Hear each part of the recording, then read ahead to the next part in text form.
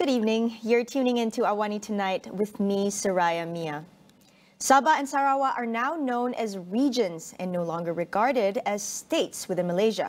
According to Deputy Prime Minister Datuk Seri Ahmad Zahid Hamidi, the regions could develop as new growth areas, especially after the relocation of the Indonesian capital to East Kalimantan.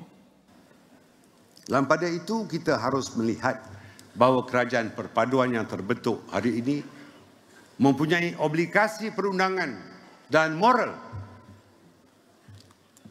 Perundangan dan moral yang cukup besar terhadap Sabah dan Sarawak. Kedudukan Sabah dan Sarawak bukan lagi berstatus negeri, sebaliknya wilayah dalam Malaysia. Sehubungan itu Perjanjian Malaysia 1963 atau lebih dikenali sebagai MA63 perlu dilaksanakan segera. Two amendments to the UMNO party's constitution, including one related to the issue of party hopping, have been approved. It was tabled by UMNO Vice President Datuk Seri Muhammad Khalid Nordin in an emergency motion during the General Assembly earlier today. The first amendment was made in order to align the party's constitution with the Anti-Party Hopping Act that had been passed in Parliament last year. Under the amendment concerned, any member who wins in an election but then leaves the party would automatically lose their membership. The same would apply for anyone who contests as an independent or under another party in any election. The other amendment was on the Division Information Chief's automatic appointment as representatives in the UMNO General Assembly every year. The decision was made through a voice vote with majority of the delegates in attendance voting in favour. With the new amendment, the fate of 5 Sabah UMNO assemblymen who broke ranks to support Chief Minister Datuk Seri Haji Noor hangs in balance as they could lose their party membership. UMNO President Datuk Seri Ahmad Zahid Hamidi is leaving it to delegates to decide whether the party's top 2 posts should be contested. Zahid said he is confident that the UMNO delegates will be able to make the right decision. Ada yang mahu kedua-dua jawatan itu tidak bertandingkan. Tidak kurang juga yang mahu ia dipertandingkan. Sebagai seorang yang yakin kepada proses demokrasi, saya menyerahkan kepada perwakilan untuk menentukannya. Some notable UMNO members have weighed in on the matter, with UMNO Supreme Council member Datuk Seri Johari Abdul Ghani and former UMNO Youth Chief Khairi Jamaluddin in favour of the posts being contested, while UMNO's Women's Wing Chief Datuk Seri Dr. Nuraini Ahmad and UMNO Deputy President himself Datuk Seri Muhammad Hassan favouring otherwise. In the 2018 party election, Ahmad Zahid was elected the president, polling 93 votes, beating Khairi and Tengku Razaleigh Hamzah. UMNO party elections must be held by May 19 this year, 6 months after the conclusion of the 15th general election. Meanwhile, Datuk Seri Hishamuddin Hussein confirmed he and 9 other MPs did not betray UMNO for signing statutory declarations SD, backing Perikatan Nasional Chairman Datuk Seri Muhyiddin Yasin after GE15. The BN Treasurer General also said he is ready to face any disciplinary action if the party thinks otherwise. Kalau mereka nak ambil tindakan, ambillah. Tak ada benda yang saya tak perlu bimbang kerana kita konsisten sebelum ini. Kalau peringkat awal, usaha nak bersama-sama dengan PH, bercanggah dengan pendirian parti sendiri, kita buat SD-SD berkenaan. Tetapi bila parti dah membuat keputusan kita berkecuali pada satu ketika dahulu, bahawa kita tarik balik SD berkenaan dan lepas itu bila tuanku ke bawah duli tuanku kita bersetuju mewujudkan kerajaan perpaduan. Kita pun itu merupakan kehendak parti, kita bersetuju. Jadi di mana pengkhianatannya? Nonetheless, Hishamuddin still thanked UMNO President Datuk Seri Ahmad Zahid Hamidi for forgiving him and the 9 MPs. He also hinted that he might be contesting for the top 2 UMNO posts if they are up for contest. More on politics, Sabah UMNO Chief Datuk Seri Bung Mokhtar Radin said the Sabah political crisis is far from over. However, Bung said UMNO has no intention to topple the current Sabah government. Tujuan kita ini untuk memperbetulkan hala tuju politik itu supaya rakyat dan Sabah itu menjadi sebuah negeri yang mampu untuk dibangunkan. Mengguling ini bermakna dia membinasakan. So mesti ada definisi berbeda. Jadi insya-Allah kita tidak pun mengguling. Apa yang kita buat yaitu untuk menentukan rakyat Sabah itu mendapat tempat yang sebenarnya oleh pemerintahan pada ketika ini. 2 days ago, Bong said UMNO would not recognize Sabah Chief Minister Datuk Seri Haji Jinor's new state cabinet lineup.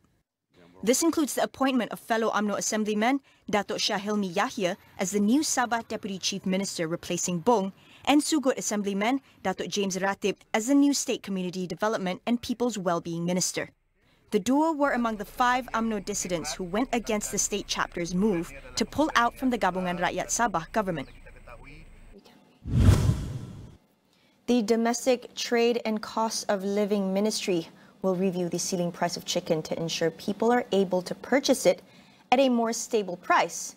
Its Minister, Dato Sri Salahuddin Ayub, said he will hold discussions with industry players to determine the new ceiling price as soon as supply bounces back to regular levels. Salahuddin said while the ceiling price has remained at 9 ringgit 40 cents per kilogram, many are still selling them at a price of 7 ringgit 90 cents to 8 ringgit 90 cents per kilogram. When asked whether the new ceiling price will be cheaper than the current ceiling price or vice versa, Salahuddin said that the matter will be determined later. He said the ministry will also hold meetings with industry players to discuss the issue of chicken supply in the market. Last December, the European Union EU passed a historic law preventing products linked to deforestation from being sold in shops and supermarkets in the bloc. Forest researcher Lim Tek Win discusses the impact of the new regulation involving Malaysian exports, widely seen as a discriminatory campaign against palm oil. So the law doesn't explicitly single out Malaysia or any other country. The law is about creating sustainable biofuel and biodiesel.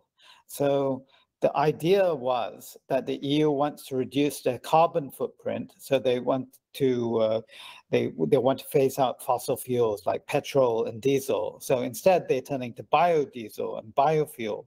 But then the NGOs in Europe pointed out that you might reduce your carbon footprint, but you're ending up destroying the forests. And so there were concerns that they would have impact on things like populations of endangered species such as the orangutan and other biodiversity-rich areas. On Thursday, Deputy Prime Minister and Plantation and Commodities Minister Datuk Seri Fadila Yusof said Malaysia may halt palm oil exports to the EU to retaliate the bloc's new law. Tekwin views that the EU's move raises concerns about discrimination. It does not look at fuel from Europe, such as the sunflower oil or rapeseed oil, both of which, they would argue that, okay, it doesn't cause tropical rainforests to be destroyed, but it is discriminatory because in Europe, there were originally forests before those forests were destroyed for agriculture. And so it's not fair for the deforestation to be let off the hook. There is this thing called sustainable certification. In Malaysia, we have the Malaysian Sustainable Palm Oil, and that's in addition to the international scheme, the Roundtable for Sustainable Palm Oil.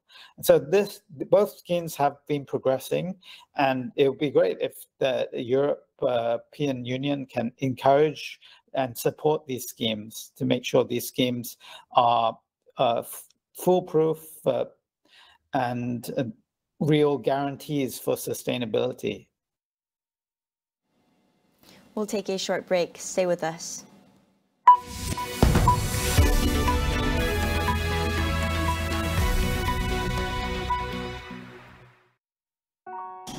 Postpaid teman setia kita. Bila jam 5 hidup kami berbeza dengan penjimatan jom gembira. FBIG, YouTube, TikTok, stream tiap masa. Sosial puas-pas bermacam cerita dengan Digi Postpaid. Kita buat semuanya. Memang baik kan? Kan. Jom tengok lagi. Jom.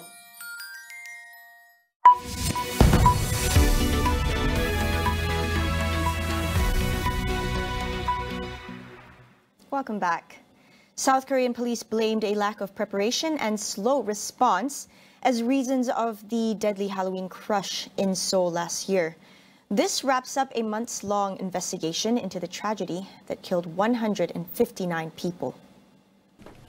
Authorities were seeking charges of involuntary manslaughter and negligence against officials and law enforcement officers for a lack of safety measures they said were responsible for the crush.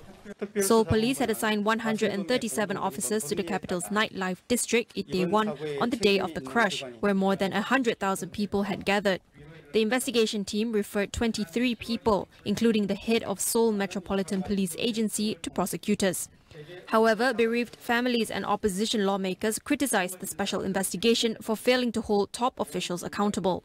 The lead investigator said the investigation team will close its probes on the Interior and Safety Ministry, the National Police Agency and the Seoul Metropolitan Government, saying it was difficult to establish direct responsibility.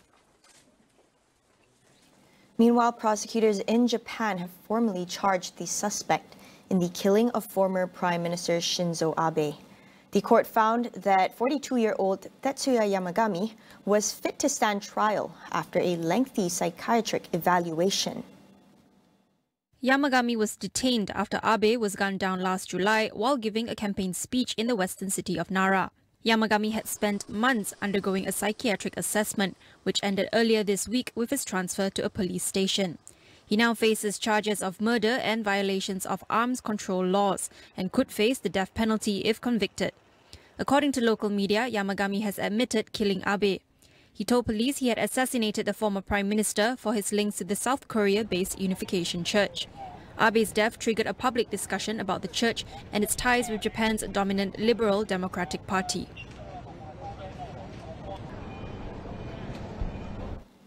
Lisa Marie Presley, the only child of rock and roll legend Elvis Presley, has died aged 54. Her death in a Los Angeles hospital was confirmed by her mother, Priscilla, a few hours after Lisa Marie was rushed to the hospital after having a medical emergency at home. The singer-songwriter leaves behind 4 children, including the actress Riley Keough. Lisa Marie's son, Benjamin Keough, killed himself in 2020. She was last seen in public on Tuesday night with her mother at the Golden Globes Awards, where she was on hand to celebrate Austin Butler's award for playing her father in the movie Elvis. Tributes started pouring in from across America soon after the star's death was reported. Lisa Marie had released 3 albums, with a 2003 debut studio album selling hundreds of thousands of copies. The star was also well known for a series of high-profile marriages to pop legend Michael Jackson, actor Nicolas Cage and musicians Danny Keough and Michael Lockwood. Apple CEO Tim Cook is taking a 40% pay cut in 2023. According to Apple, Cook himself had requested the reduction following criticism from shareholders. With the adjustment, he will still be compensated to a total of $49 million this year. The move will see Cook's annual base salary unchanged at $3 million, as well as a bonus of up to $6 million. The biggest difference to his pay package is the targeted value of his equity award, which will fall from $75 million in 2022 to $40 million this year. Still, Apple's board praised Cook's performance and said it has confidence in the CEO's long-term strategic decisions. Under Cook's leadership, Apple became the first company to reach a stock market valuation of $3 trillion before falling to about $2.1 trillion. COVID lockdowns at factories in China, supply chain delays, and a global economic slowdown have helped push down Apple's share price by more than 20% over the last year. According to Forbes magazine, Cook's personal wealth stands at around $1.7 billion. The 62-year-old has pledged to give away his entire fortune during his lifetime.